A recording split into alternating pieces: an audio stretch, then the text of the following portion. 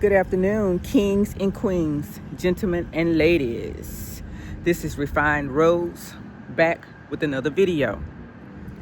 Let's not let abusers separate us from our support system.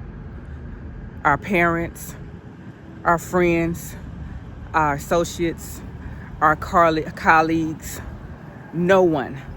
Let's not let them separate us from anyone that's our support system, and that helps us build us up to the person that we are.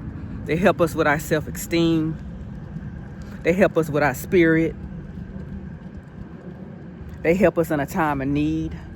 They'll pick up the phone if we call them at any hour in the time of night. Abusers don't like independent people with strong support systems, so they would try to tear it down. I had a support system built up around me, and my husband thought he tore it down because he ran them off.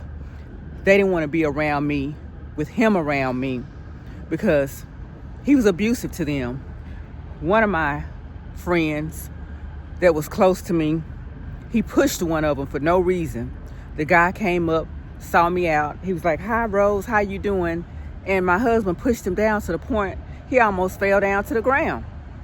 Now, when me and my husband, when we were together and I wasn't in hiding, and I would go out to Walmart with him in his hometown, McKinney, Texas, where he grew up at, and we go to Walmart, he see a lot of his exes and a lot of lady friends, and they come up and talk to him and hug him or give him a kiss on the cheek, and they have conversations like I wasn't even standing there. I didn't say anything. I walked away and continued my shopping and let them sit there and talk. And once they were finished talking, he would come find me in Walmart. But if somebody was to come up and hug me or to give me a compliment, he wants to fight the person if they're of the opposite sex. So y'all, don't let them run our support system off. And then I had these restaurants that I used to go to and eat, or a restaurant that I used to go to that my friends be up there. They'd be up at the bar, and I would go there and meet them there and talk with them. He would get jealous of how close we were at the bar, the people talking to me at the bar. He would tell me stuff like, "These people don't like you. They're just using you." And I'm like, "What do you mean just using me? These people have their own stuff. These people are, most of them are twice my age." I lived in a neighborhood where I was pretty much the youngest one in that neighborhood, and it was a lot of older people there, a lot of older established people that retired, like I was retired. So he was like, "They're just using you." I'm like, "How? They don't ask me for any money. They're trying to give me money." He was just trying to tear my support system down and saying, "Well, you don't listen to me. I'm trying to tell you something for your own good." No, he was trying to tell me something for his own good to help get me in isolation. And it worked. But God broke that curse that I had. The curse that I have, it's a curse and a blessing. I'm loving. I try to see the good in people to a fault when there is no good. I'm a very forgiving person. I forgive over and over. I don't know if y'all see this. It's a mark above my lip. I got that from somebody punching me, and it was a guy. He couldn't handle his emotions, and it was a guy, and he just punched me for no reason.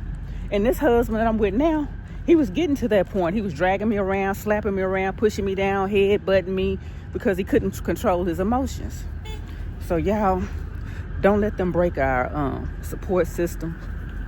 They need us alone. They need us isolated so they can beat us more than what they're already beating us, without our loved ones seeing the bruises or the marks or the swollen lip, the eye, or the bloody nose. It's okay for them to have friends of the opposite sex. And get this, y'all, my husband had friends of the opposite sex calling him. But I knew I couldn't do it, and I wouldn't do that, because if I felt like something was going to make him uncomfortable, I wouldn't do it. And so he told me one day, he said, "It seems like you don't love me." I said, "What do you mean I don't love you? I show you I love you every day." He said, "Well then, why aren't you mad when these women are coming up to me in stores and talking to me, and when they're calling me on my phone?" And I say, I don't understand. What does that have to do with love? If I get mad, that's supposed to mean I love you? I said, I'm not a jealous person. And I said, I don't understand how me getting mad is gonna prove that I love you. Well, I love you, and if you was doing this shit to me, I'll be pissed off. It just seems like you don't love me. See, they try to do stuff to push our buttons, and then when it doesn't work, they want to use reverse psychology or whatever you want to call it, and say, well, you don't love me. You didn't show me you love me by telling the female off or claiming them as our husband or our wife when something like that happens. These people steady try to push our buttons, and they're some of the most disrespectful people, and abusers are some of the most disrespectful people I've ever met. This is all I have for now. Refined Rose out. Bye for now.